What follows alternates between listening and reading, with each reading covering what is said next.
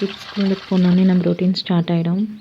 கொஞ்சம் பூவெல்லாம் பறித்து சாமிக்கு வைக்கணும். நான் அன்றைக்கி அதிகமாக ஹைபிஸ்கஸ் தான் பூத்து இருந்தது, பறிச்சிட்ருந்தேன். அப்புறம் துளசி செடி என்னோடய ஃபேவரெட். தண்ணி ஊற்றிட்டு அப்புறம் லெமன் கொஞ்சம் எடுத்துகிட்டு அப்புறம் பட்ரோஸ் செடிக்கெலாம் கொஞ்சம் தண்ணி விட்டுட்டுருந்தேன். இவங்க ஜேட் பிளான்ட், இவங்க ஒரு மணி பிளான்ட் அண்ட் இவங்க இன்னொரு வெரைட்டி.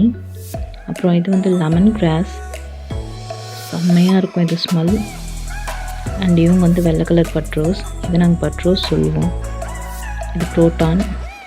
அண்ட் தென் இது ஒரு செடி. அப்புறம் இது வாஸ்து செடி, இதுலேயும் கொஞ்சம் பட்ரோஸ் வச்சுருக்கேன். அண்டு இது வந்து ரோஸ்மெரி, செம்ம ஸ்மெல்லாக இருக்கும். அண்டு இது வந்து ஸ்பைடர் பிளான்ட், இவங்கள தான் நான் கொஞ்சம் கேர் பண்ணிகிட்ருக்கேன் ரொம்ப.